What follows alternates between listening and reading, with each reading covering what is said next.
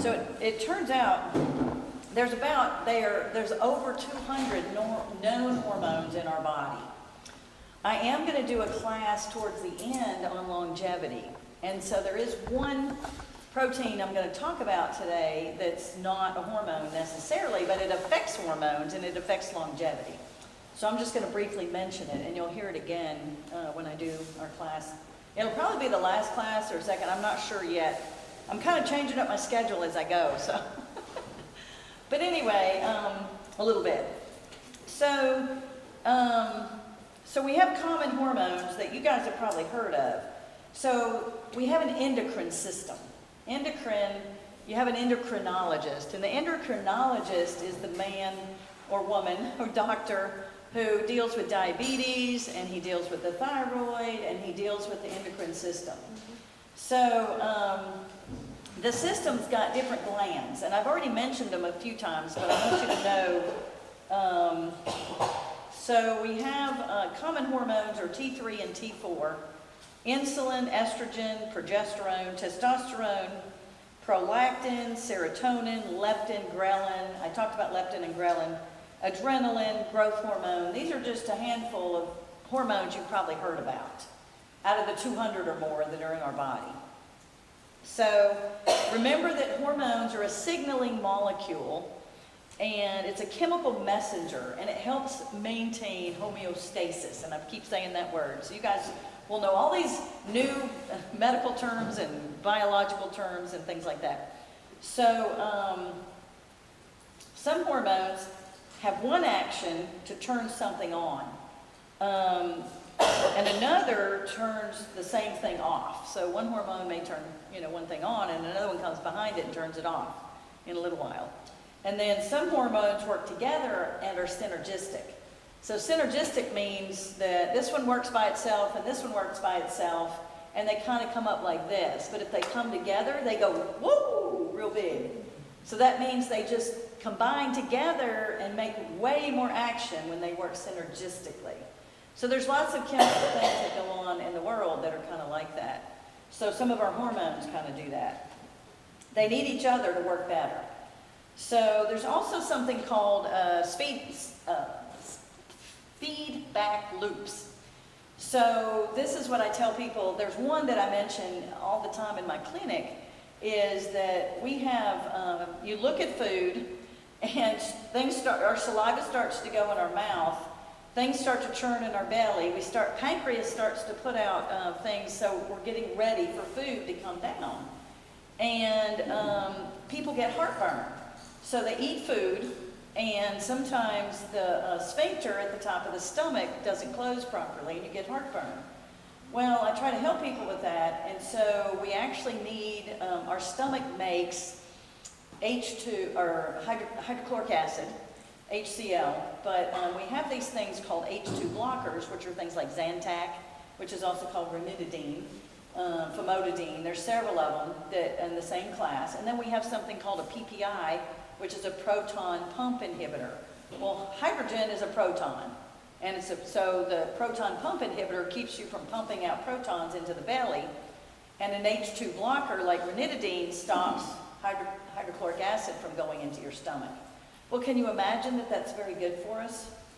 It's not, because then our food doesn't digest very well, but it does stop heartburn. The problem with that is the sphincter at the top of our stomach may not shut properly because of this thing called a feedback loop. So it's got these hormones that tell these hormones that tell these hormones, or all these things, these actions that go on that tells these proteins and chemicals to go. It goes, there's a lot of processes that go on in digestion, but one of the last things it does is tells the sphincter at the top of the stomach to close. If you have enough hydrochloric acid in your stomach, it'll help close that sphincter. So we don't know, I don't have the exact mechanism and how it actually does it, but I actually give people hydrochloric acid to get rid of heartburn, and it works.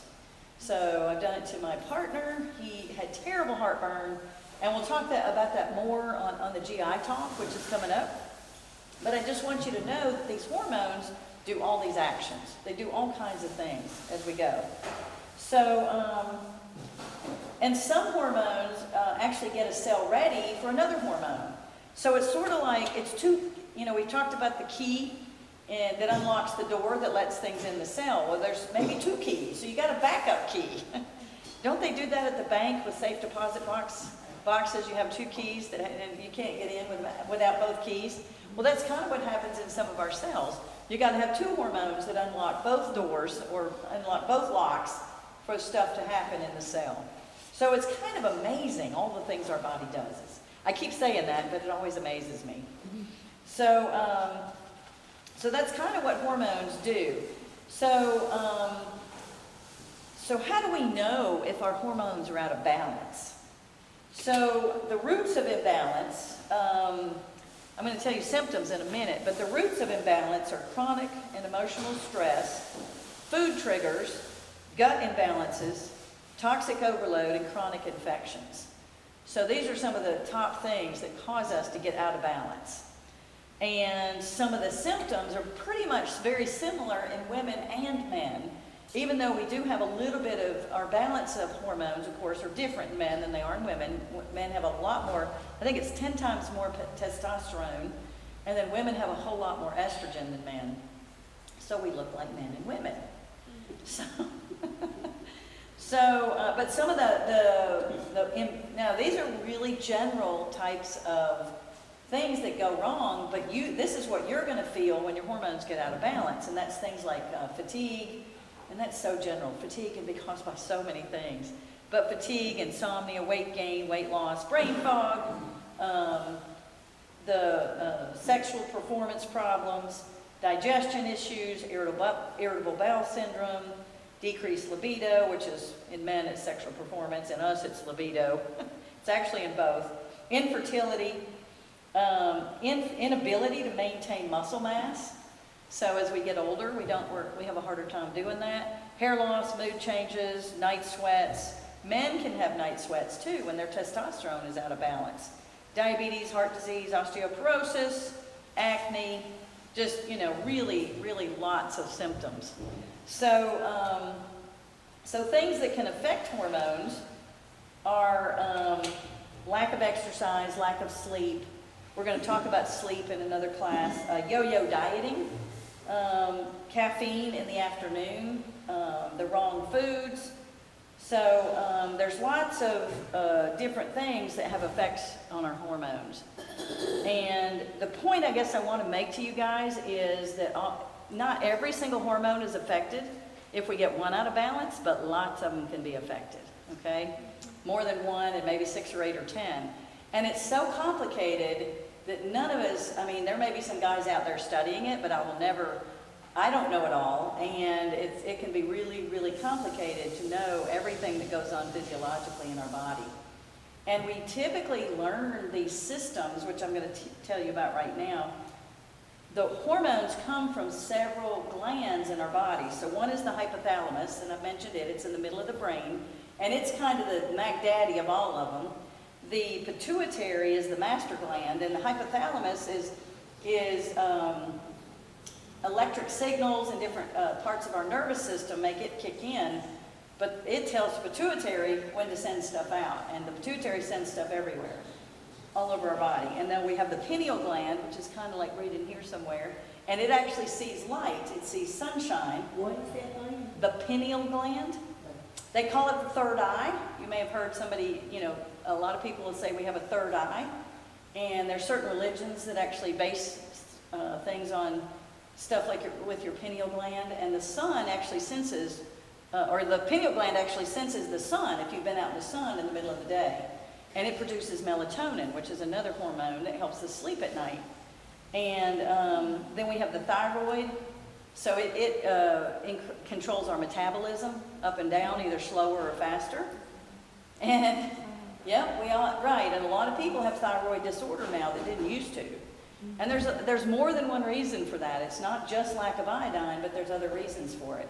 The parathyroid, so we have a thyroid gland, and there's actually 2 halves of the thyroid gland, and on each corner there's a parathyroid, and it helps regulate our bones. So calcium and phosphorus and bone loss, and vitamin D is affected. All these things work together, and vitamin D is actually made in our kidneys. So, but we get vitamin D from the sun that hits our skin and our cholesterol we have cholesterol in our skin that carries that, whatever, I don't know how it works, but the sun rays that hit our skin affect the cholesterol, which goes to our kidneys, which makes vitamin D. And then vitamin D interacts with our parathyroid and keeps us strong and keeps us from having osteoporosis. So the adrenal glands, there's something called the thymus. Have y'all ever heard of the thymus? It's in children, and it actually it kind of gets really shrunken, really small. It's supposed to, and if it doesn't, it's persistent in some people. There's a problem, but it usually shrinks up, and what it does is it makes white blood cells, and it helps kids develop immune systems.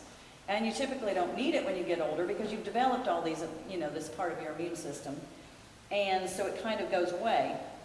You have your adrenal glands, and I've said this before that it controls sugar, sex, and salt. So it helps regulate blood pressure along with the thyroid, and it does a lot with diabetes. It helps regulate blood sugar to a degree, along with the pancreas. So we have lots of these things that really work together. So we have cortisol and adrenaline that makes us, get excited, and, that helps metabolism. So then we also have the pancreas, which has our digestive enzymes and hormones that for insulin, glucagon, and regulates sugar.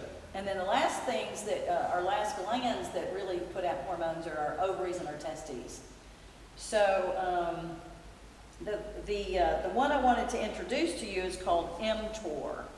And it's a protein. It integrates energy balancing all through our body.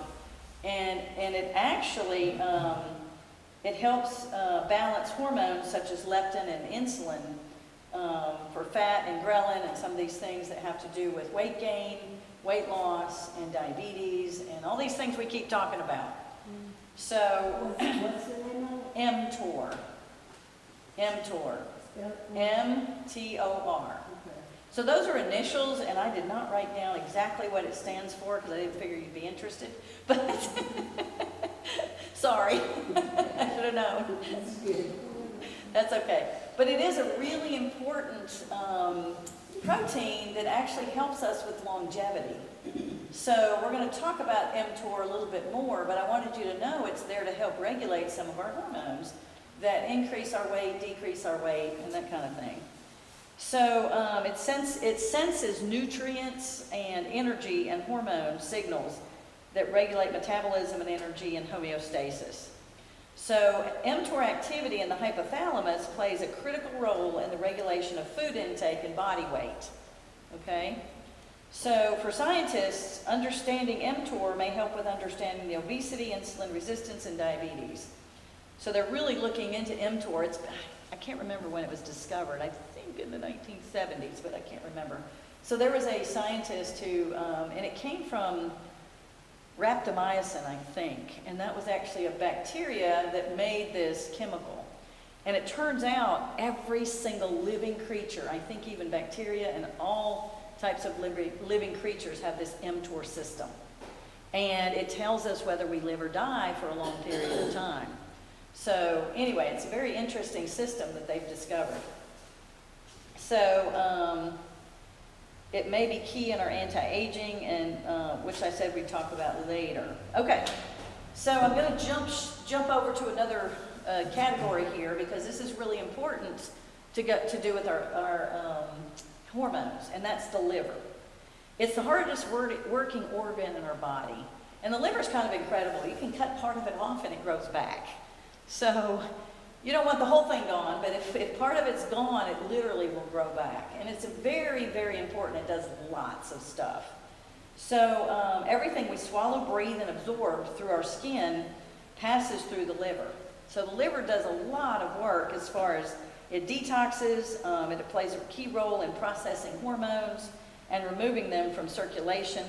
It regulates sex hormones and gets rid of the excess. Produces bile to break down fats. So do y'all know what the gallbladder's for and why it sits under the liver?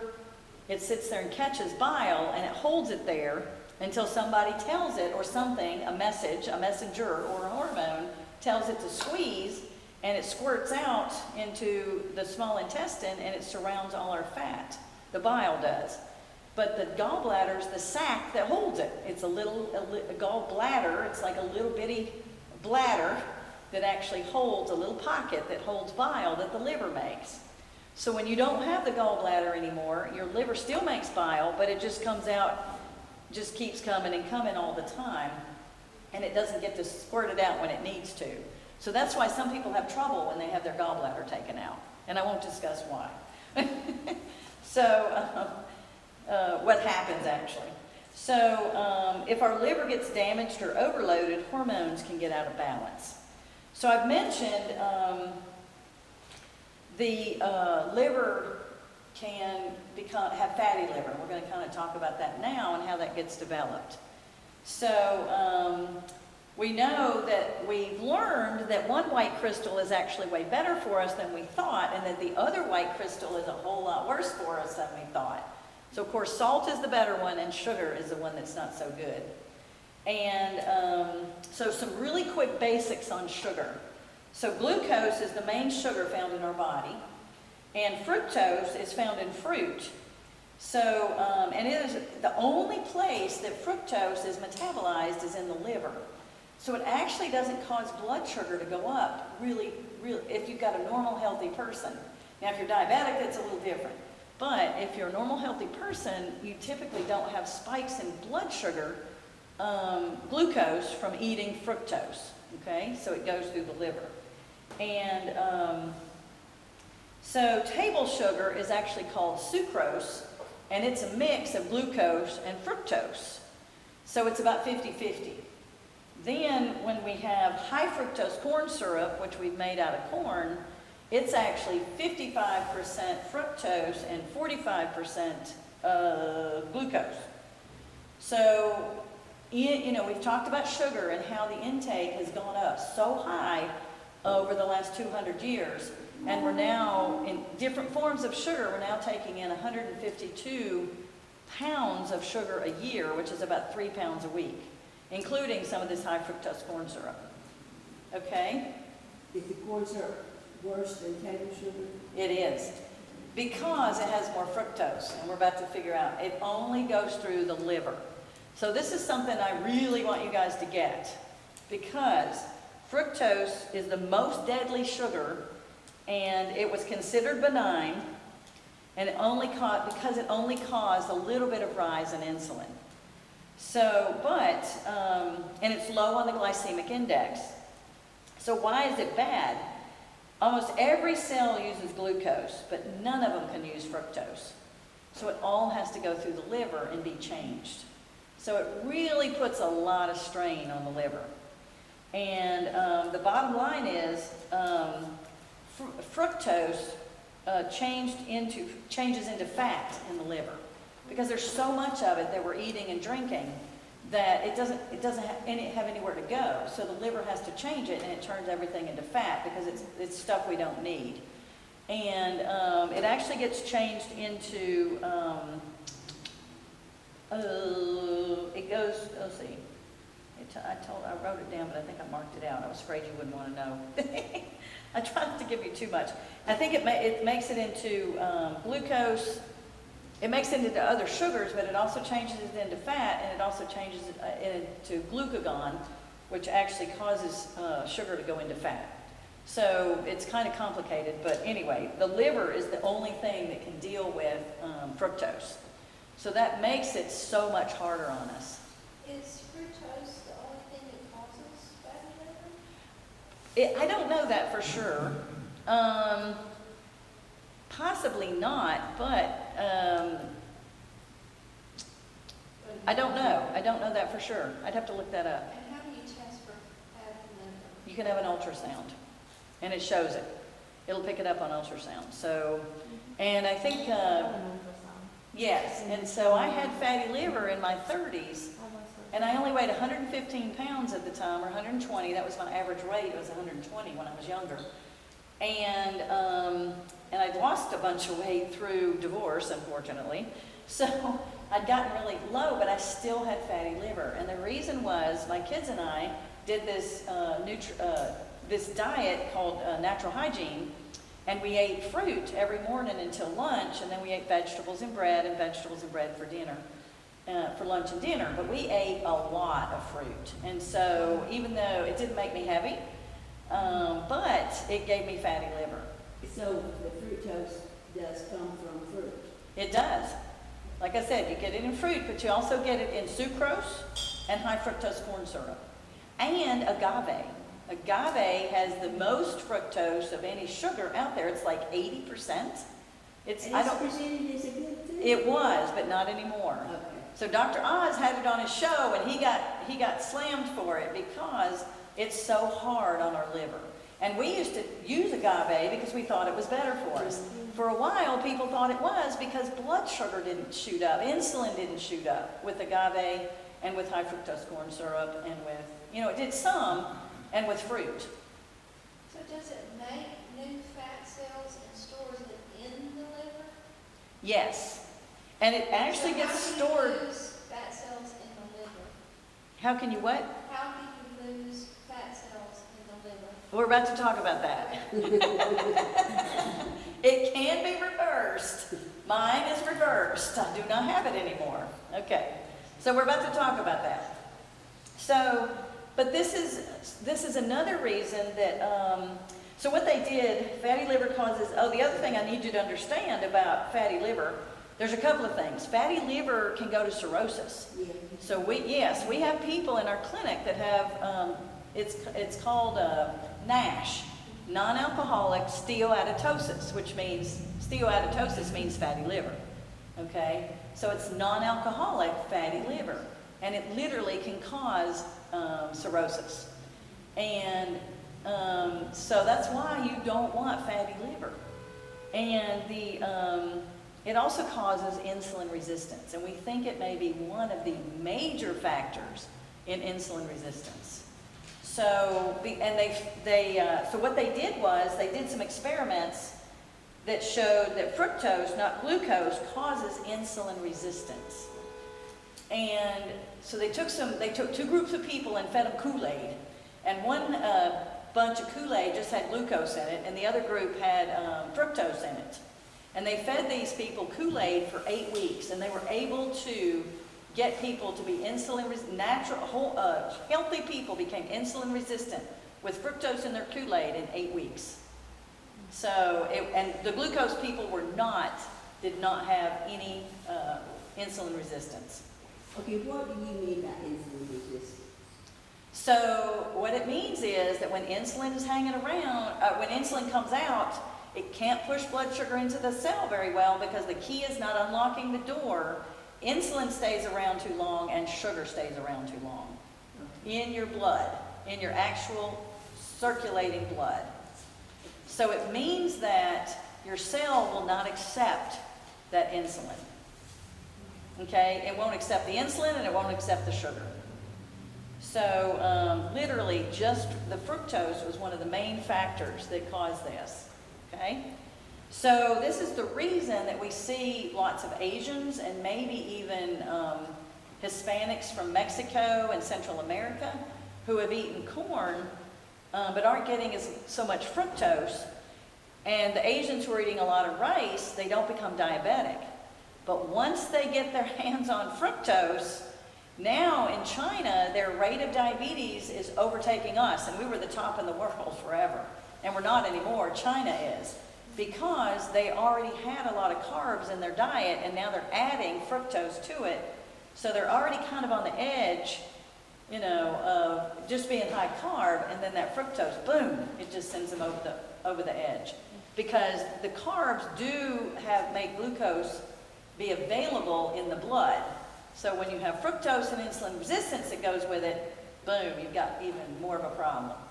So, and I've mentioned to you guys before that the Puma Indians and different Native Americans will come up from Mexico and immediately within 2 years they're insulin resistant. And then they become diabetic. More so than other groups of people. And we don't know exactly, but there's some, because they ate so much corn and they already had a high carb diet to begin with, it was easier for them to become diabetic a lot more quickly. Were you raising your hand? Okay. I will. Yeah, that's right. So, let's see, yeah, that was the Kool-Aid, okay.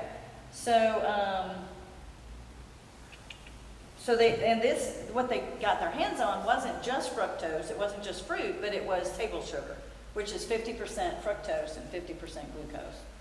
So, then they got diabetes. So, the other thing, super important thing I want you to understand about hormones today is it doesn't just affect insulin.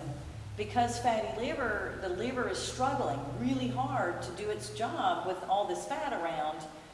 It affects all our hormones, all our balance, our sex hormones. I have men who come to me, I can't do it anymore. It doesn't work anymore like it's supposed to. I don't have energy anymore. And they may not even be diabetic yet, but they're insulin resistant. Women have these complaints as well. Women have lots of issues with their period. Women have PMS before their periods. Women have lots of mood disturbances and all these kinds of things. So it's not just our insulin that's affected, but it's our estrogen and our testosterone and our progesterone and all these hormones in our body that get affected because the liver is the one that breaks these down and gets them out of the system. And if it can't work that well, they're going to stay around too long. And women have something called estrogen dominance, and it's not supposed to be that way. And the main way to get rid of it is to get your sugar under control and get a balance, and testosterone can go too high in young women who can't get pregnant with something called PCOS and polycystic ovarian syndrome. And they don't necessarily have to have cysts on their ovaries, but they have too much testosterone. And all these hormones get out of balance. And we're seeing kids and young women who cannot get pregnant because of this. And that's happening all the time. There's a lot of infertility.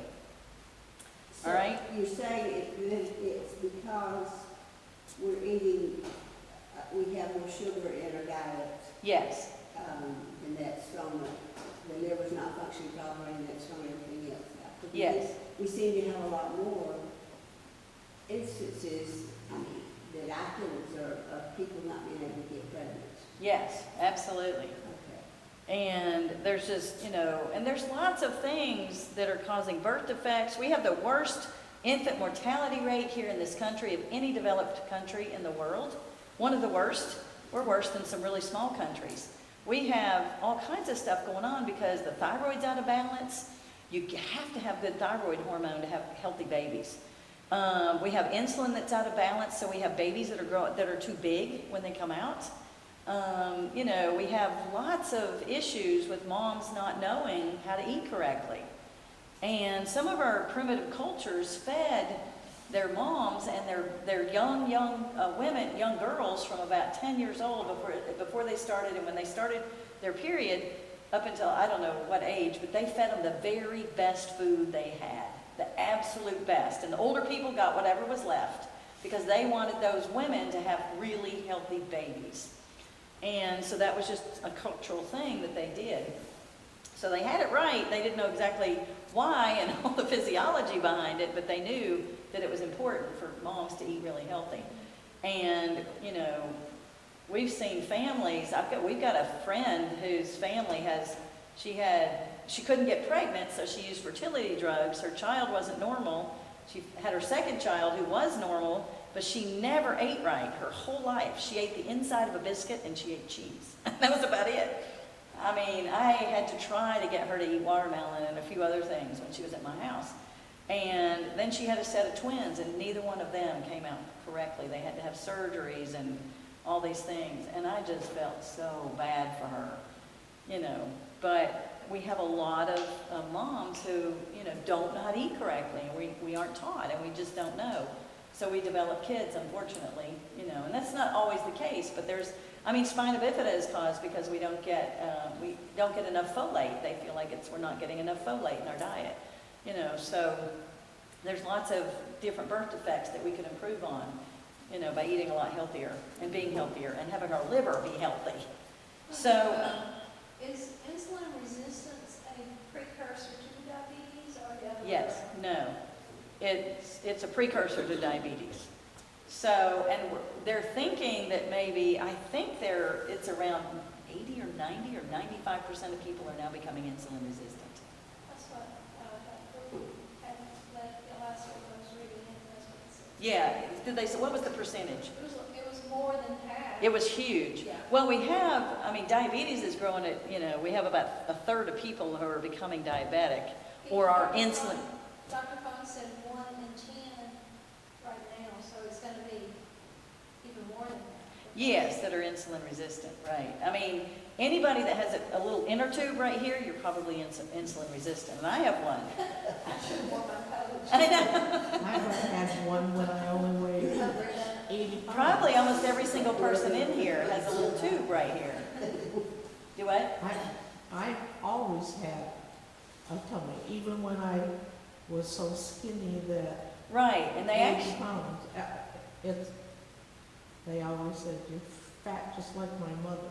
they call it the skinny fat, or the fat skinny, or whatever. There's skinny fat, yeah. Because we have women and young people who are very thin, but they still have an inner tube around their belly because they are eating the wrong foods that are causing that.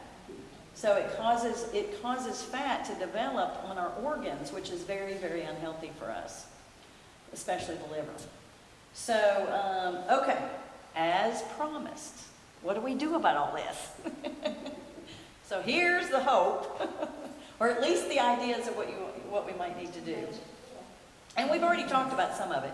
Do what? A magic pill. Yeah, it isn't exactly that magic, but it's easier than what people think, but you definitely have to do some things to make some changes in your life. And it isn't always easy because we're literally addicted. We cannot help it until you eat tons of salt. And your sweet craving really does improve significantly if you eat more salt. But anyway, so what do? Studies show that all diets work, all diets also fail. So how do we get permanent weight loss? So they say there's 2 steps. Well, basically, you have a short term and a long term. You have to think short term and long term. So your hypothalamus determines body set weight, and we've talked about body set weight. The body resists long-term weight loss. So the long term is time dependent. So we got this way over time, and we can't expect to not get it off. We got to go kind of slowly and get it off over time as well. But you can also take it in steps. So I'm going to kind of explain that. So there's no single cause of obesity. Calories, we've talked about. They partially do it. Carbs, yes, they partially do it. Insulin resistance, yes, it partially does it. Sugar, yes, it partially does it. Does fiber protect from diabetes? Yes, it partially does it. So all these factors and more converge on several hormonal pathways that lead to weight gain. The most important one of these you guys learned was insulin, okay? So there's the 2 things I need you to understand is step 1 and step 2. One is what to eat, and we've talked about that already quite a bit. Reduce added sugars. You got to get those sugars out of your life. You just got to get them out. They got to be gone. Because if you're insulin resistant, they're going to hang around too long every time you eat them. And we don't know how long people stay insulin resistant. So hopefully once the fatty liver goes away, and then you see the inner tube go away, you're probably not insulin resistant anymore. And that's going to depend on every individual and how hard they work at trying to not eat sugar. And I don't want to throw it back on you. I just want you to know you can do it. It isn't always easy because we are addicted. But so really get rid of for desserts, of course, eat berries and whipped cream, dark chocolate. Those are some of your things. But anyway, you also need to reduce refined grains, which are your flours, really ground up flours and grains that are ground up. You need to eat a moderate amount of protein. We're actually going to also talk about protein in greater detail when we talk about longevity. Increase your healthy fats, increase fiber and vinegar and salt. So, which we haven't really talked about vinegar yet, which we'll do in our gut class. So step 2 is about when we eat, okay? So what we eat is important, but when we eat is also important. So we must fast to reduce our set point. So that's to your question. You can do intermittent fasting to get it down, but you will run into some walls. And one way to get your set point down is to do a longer fast of 3 to 5 days. Now, I don't want anybody here doing that. If you're on any medications without any, please come talk to me about it if you wanted to do something like that. But definitely we've got to, we can do intermittent fasting or longer.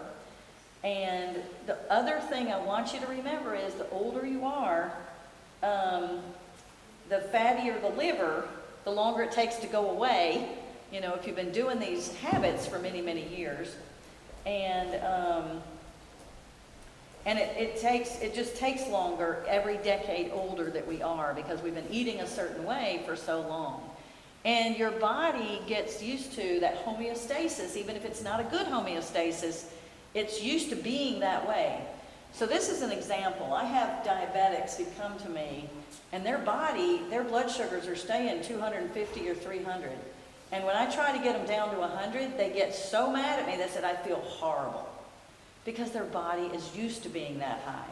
Even though it's bad for them, they're used to it. And when it comes way down, they feel horrible.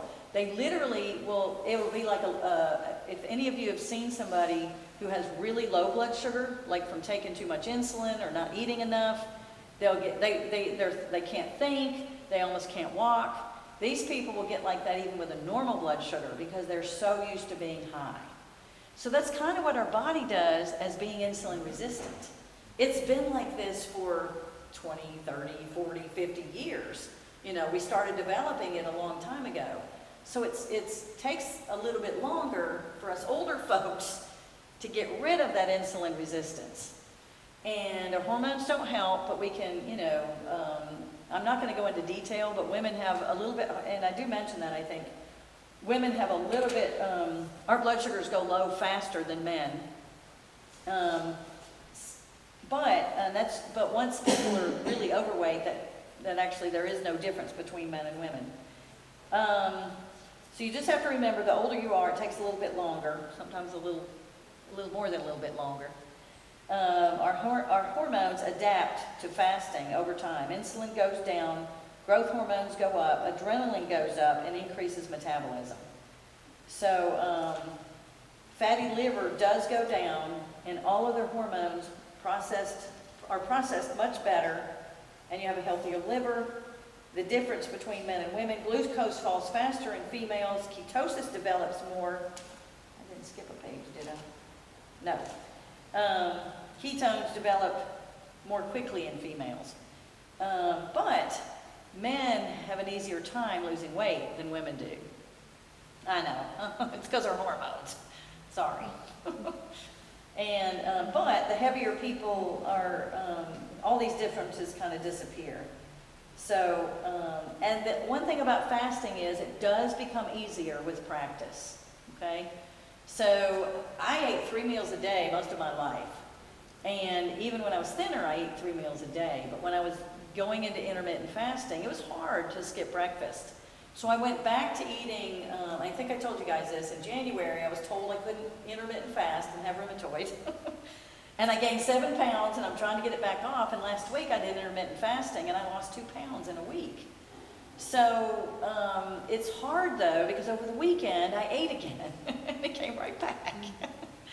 Because I wanted to eat breakfast. I'm home, and it was beautiful out, and I don't know. I just wanted to go do stuff, and I ate breakfast.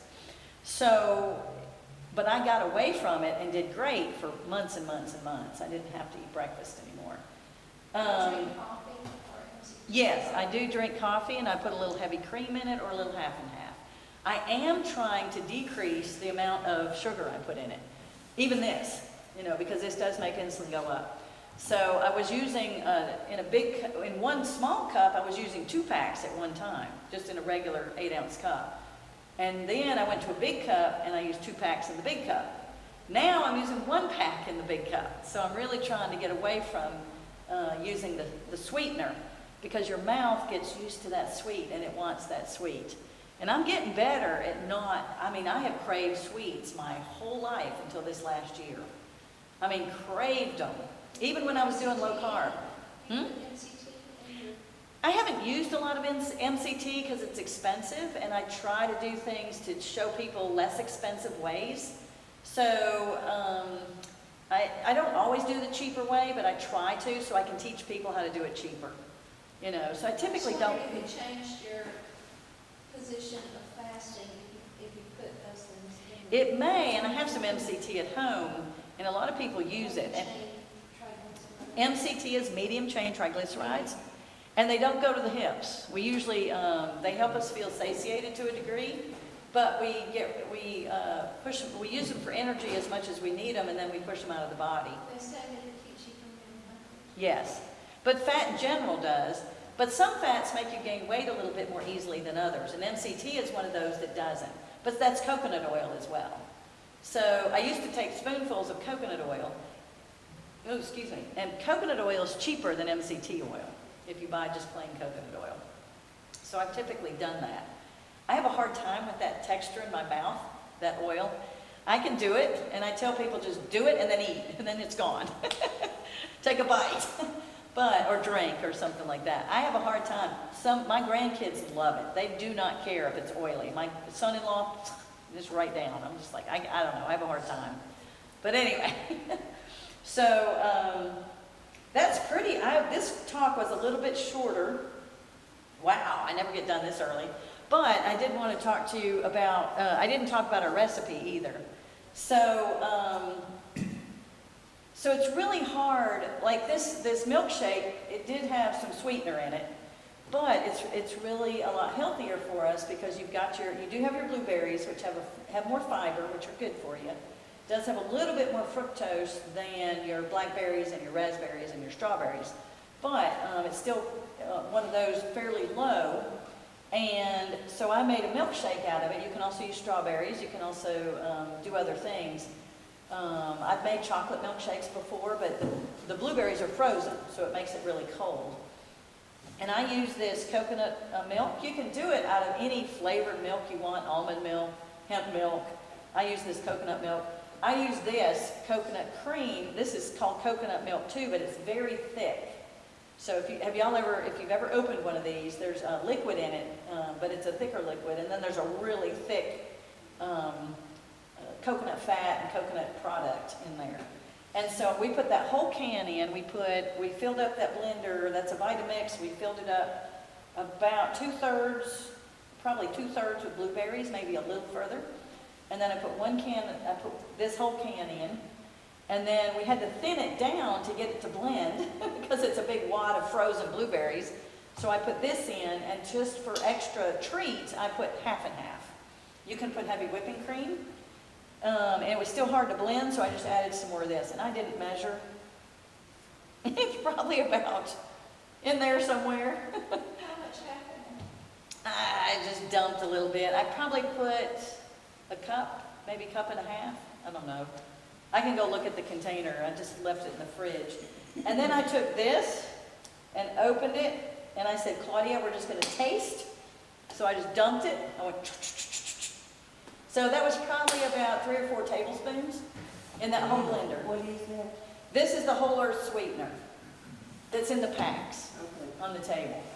So, so you can get it like this. You can also get it in 4-pound bags, and it's cheaper to get it in the big 4-pound bags.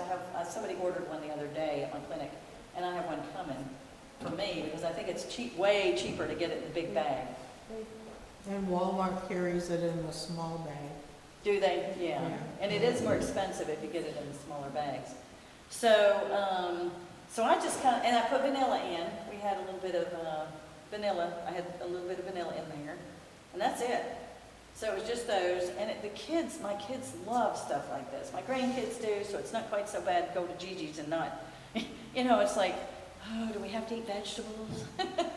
I can give them something like this, and they like it. So, and avocado chocolate pudding, which I'm going to bring to a class. But anyway, the other thing I brought were these buy drinks. You can get these. I was going to open them, but they're not cold. But you can get these at Walmart. And they have several different flavors. There's about, well, when you get them from Amazon, they have more flavors. At Walmart, they only have 2 or 3. So they usually have these coconut ones, and Tim hates these, and I like them. But these have 5 calories per serving, and I think there's 2 servings in a bottle. Yep. And so that's 10 calories for a bottle. Because it's not 100%. It does have proprietary sweetener blend, which is erythritol, stevia leaf extract, and then coconut water concentrate. So I think I thought it had a little bit of sugar, but it doesn't. So some of the calories are coming from the coconut, the actual coconut that's in there. So the other thing is I have these eggs up here, and I'm going to give out one for a door prize tonight.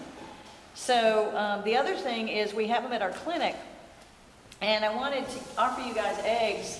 I'm going to bring them every week because you get lots of omega oils in these eggs that are free range. And if you don't have free range eggs, these are $3.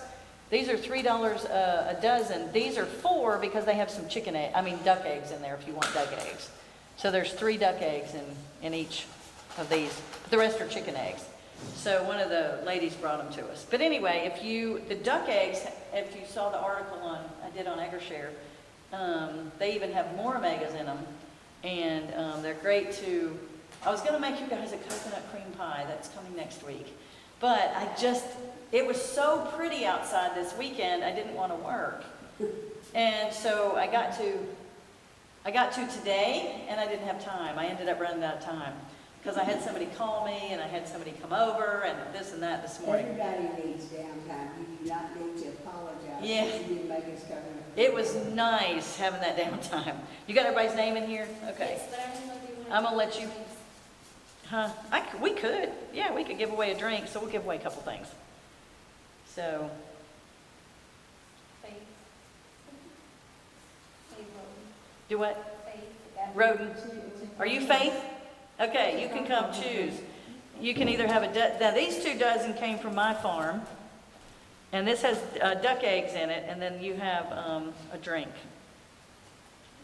Sure. So pick another one.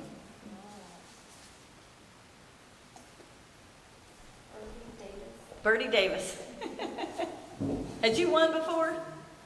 Have you? Yeah. Go ahead, come on. He did, I knew that. Oh, I didn't. Huh? That's okay. So. We'll do one egg more. or Just choose, whatever you want. Okay? And those are fresh from my farm, and they're very fresh. Now, they're not, I didn't wash them. Okay. So they got stuff on them. And you don't wash them because it hurts the bacteria on the outside. You can take them home and wash them and stick them in the fridge if you want. And wash them before you use them, of course. But you don't wash them ahead of time because it hurts the bacteria around they don't keep as long. Yeah. You can't hatch baby chicks from them either. And Orpa, you get one more, and I guess we're done. If anybody wants to buy eggs, they can. So I'm going to try to bring them every week, so you guys have an opportunity to get them here in class. Yep, that has the duck eggs. All right. You're very welcome. So there's 4 left. And these that were at my clinic, I take home and feed my dogs because we have so many eggs right now. So I give them to my dogs. They're actually good for your dogs, by the way. All right, questions?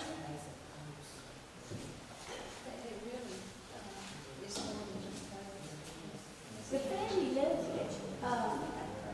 You can diagnose that by ultrasound? Yes. That's the only way? You can have elevated liver enzymes, but I still don't know for sure until I get I look at the liver and if it's fatty liver. And and I didn't tell you how to get rid of it. Do you have 2 dozen? Yes. Of yours? 1 dozen of mine, and then this is the other dozen from our little boy that brings them from all Is tied that up. 3 or do I need one more? That's 6. You're perfect. Okay. You're perfect. So to get rid of fatty liver, you've got to reduce your sugar and your carbs. You've got to. I don't know when mine went away because I got it in my 30s, and I didn't have another ultrasound until last summer, and it was gone. But that was it was 20 years later or more, almost 25 years later when I first got diagnosed. I was probably 36 or 37, so it's probably about 20 years later. And over those years, I quit eating so much fruit. In the last 10 years, I've eaten a lot less fruit. And I went low carb about 4 years ago. So, and I'm way less insulin resistant than I used to be, but I still may have a little bit, because I think... 4 years and you're still insulin resistant? I'm not hooked it up. No, don't you dare give us up. No, but I'm saying we can, the problem is, it's not, my insulin's, I'm not barely, but if I go back to eating a lot of sweets, boom, it goes back quickly. So, I can't say how long, because I haven't really measured. It may not be 4 years, I just know that if I start eating a bunch of sweets, I revert back to insulin resistance a lot quicker than if I'd never had all that before. So, Dr. That's Ford all in right. that book talked about 2 different ways of testing your insulin. One is the fasting blood sugar level and A1C. Yes. What is A1C? So a hemoglobin A1C, we have red blood cells that float around, and our red blood cells live 3 to 4 months, and we're always making new ones. Okay, our bone marrow makes new red blood cells. So sugar attaches to those red blood cells and never lets go. So if you've got a bunch of sugar hanging around, you're going to have more sugar attached to that red blood cell. So it's called, we look at those red blood cells and we count how much sugar is on them. And that's called a hemoglobin A1C. So you want your level, to be diabetic, it's 6.5 or above. And that means I don't remember what the average blood sugar would be. That's probably 145 or 150-ish. Once you're a diabetic. That means your average blood sugars over the last 3 months, every day, if you checked your finger a bunch of times, it would average out to about 150 or whatever. I can't remember the exact numbers. So when I came into the clinic, you did a fasting Insulin. and he says that that's okay, but that recently they are preferring A1C. I wondered Because it's more of an average. So your fasting insulin can go up and down a little bit more easily. It tells on you with the A1C because it's an average over 3 months. So when you're testing A1C, do you have to test it several times? No, you do it once. I do it once every 3 months. You can do it more often because it can go down. And do you have any fasting to do that? Nope, absolutely not. So I could come to the clinic and have You can. So my fasting insulin, I think, is around 7. So it still wasn't below 5. I can't remember the last one. So I see so many labs all the time, so I can't even remember my own labs. It's been a while since I've looked at them. But I don't get very many people under 5, rarely. I get people below 10, but I don't get a lot of people below 5. And so I'm close, but I've had a handful, and some say below 2, but that's like really, really good. I don't know if I've had anybody below 2 or below. I don't think I have. So now, just so you know, things that will reduce your insulin's resistance, exercise will reduce it. Even though we've talked about exercise not causing weight loss, because it doesn't that much. It may just a little bit, but it doesn't really cause a great weight loss. It does decrease insulin resistance. So if you take a brisk walk for 20 minutes, eat breakfast, that insulin resistance hangs around. I mean, the decrease in insulin resistance hangs around for about 4 hours after that walk and that meal. And he said, always walk before you eat. Yes. Oh, before we eat. Before you, Because exercise before you eat. it's He said reducing, walk. yes, it's reducing your insulin resistance Okay. if you do it before you eat. See, once you've eaten, your insulin goes up immediately during the meal and right after. So it's already starting to work, and you're still insulin resistant. So it's better if you do it before the meal, because then you stay less insulin resistant, more sensitive, for up to 4 hours. So if you took a walk right before breakfast, if you ate breakfast, right before lunch and then right before supper, it would be beneficial for insulin resistance. So exercise is still good for us. It just don't think it's going to help you lose lots of weight.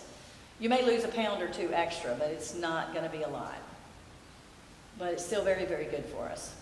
Because we don't want insulin around. The less insulin is around, the better. So, did you read his diabetes book? Yes, I just started reading that this I morning. just got it yesterday, but I consumed it today. Yeah. Did you consume it? So, I started reading it. Yeah. Because you just moved. You do. I have to read these.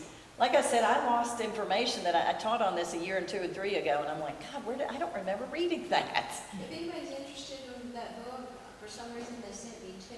I'm sure they charged me for it, but I'll be glad to share. If Yeah. anybody's What interested. is the book? It's Oh, obesity code. did you get the obesity code? No, it's the diabetes. Diabetes code. Yes, he's got one called diabetes code, one called obesity code.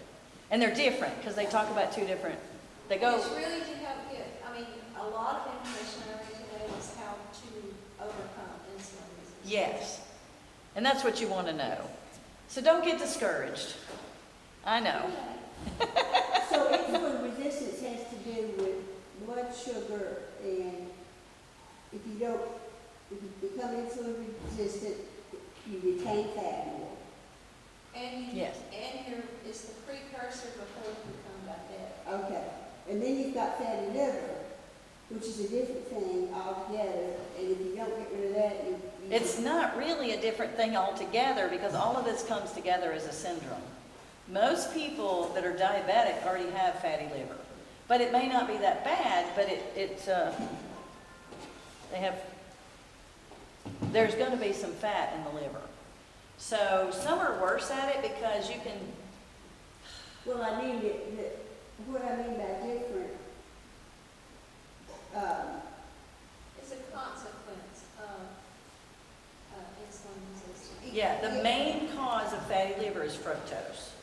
okay. And the main cause of insulin resistance is fructose. Okay.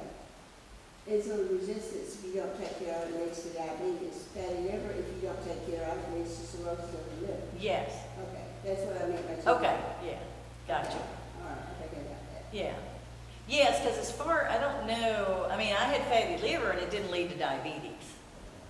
You know, and I didn't do anything about it for a while. It didn't lead to cirrhosis of the liver either. No, because I I got, have a brother-in-law who, at the age of 92 or 94, was diagnosed with cirrhosis of the liver. He never drank a drop of alcohol in Right. his life. right, Say that was Georgia's sister, and she has had that alpha-1 right. because her liver could not process her blood. Yes, and there's also other diseases besides eating fructose that causes liver disease. There's all kinds of liver diseases. So, and you can get cirrhosis, but the NASH, the non-alcoholic steatohepatitis, I don't know if that's what he had. If he likes sweets a lot, I don't know, you know. And I don't know the answer to that. Yeah. But, So there are other diseases. I mean, he was very healthy. He never took aspirin or anything. Yeah. And then suddenly he had cirrhosis of the liver, and apparently he had pancreatic cancer. He was so ill that they opted to not deal with trying to treat that, because once he was diagnosed, he lived, I think, about 2 months. Yeah. Pancreatic cancer is horrible. Yeah. And that may be caused from some of our dietary things, our toxins, and who knows what. But we're eating really badly, you know, which doesn't help pancreatic cancer either. Because it's all related to, you know, the hormones that the pancreas puts out hormones and things like that. So anyway, but sugar actually makes cancer worse. Sugar feeds cancer, so you really want to stay away from sugar as much as possible. All right? The longevity book is really good too, and the guys who wrote, Jason Fung and the guy who wrote the Salt Fix, I think wrote the longevity book. And it's, Really, the Jason Fung book is very well written. It's just cut and chase. yep. And it's not very. And it's shorter, it's not very, it's not yes. very big. It's not as big as the obesity code. The obesity code's like, Who Yeah. wrote the longevity book? do what? Who wrote the longevity book? Jason Fung wrote the obesity code and he wrote the diabetes code, but I can't say the guy's name. I don't remember his first. Anyway, the guy who wrote the Salt Fix. It's an Italian name, and I can't say it. I don't know how to say it. But anyway, whoever wrote the Salt Fix, he's a pharmacist, but he does research. He's a research pharmacist, and he and Jason went together and wrote. And the Superfuels book was also written by, not Jason Fung, but the Salt Fix guy, the Italian guy, and Dr. Mercola. So Dr. Mercola teaches a lot of this as well on his website. So these guys are all kind of working together a lot. So you told me I need to eat more salt after you redid my blood work. Yes. I lost a kidney last year, and I was having severe back pain. And since I've been eating more salt, I've not had any back pain whatsoever. Yes, very good. Very good. So, just mixing up some salt in water, is that okay? If you like it, I cannot drink that. What is it? I have to have it in broth. I have it in broth right here. I cannot drink it in just plain water. It tastes like seawater. I just put it under my tongue. Yeah. Some people can, I just drink it in broth, and I drink at least, I'm trying to drink 2 teaspoons a day. I don't always get that much in, but I put plenty on my food as well. So I'm getting at least 2 to 3 teaspoons a day just eating salt and drinking Well, it. because of the whole no salt mantra, I don't enjoy it tasting salty. I didn't either. I haven't either, and I've had to get used to it, but you will get used to it. In fact, when I first started doing my broth in my 16-ounce cup, I'd put a 1/4 teaspoon, then I got up to a 1/2, and now I went to 3/4. Now I can put a whole teaspoon. I'm like, oh, that doesn't taste bad. So you actually get used to it. I hated potato chips when I was a kid because they were so salty. I still don't like potato chips. They burn my lips. Yeah, I'm not a big fan of potato chips for sure. But anyway, you can get used to eating more salt. I was sitting there going, how do these men, or these people eat the salty fish and the salty meat that they ate? We had some ham when we were growing up. Oh my God, that stuff was awful. It was, what was that, Smithfield or Virginia? Smithfield ham from Virginia. God, that stuff was so salty, and we had to sit there and eat it, and I'd just take tiny, tiny little beats. When I was like 7, I'd take a tiny little piece at a time, because it was so salty. But that was the fancy stuff. It was the best on the market. Yeah. Yes, it All is. right, we're ready to go. It's 7:13. So, all right, and we'll see you next week. And I don't remember what we're talking about, but I think it's supplements. I think next week is supplements, but I can't be sure.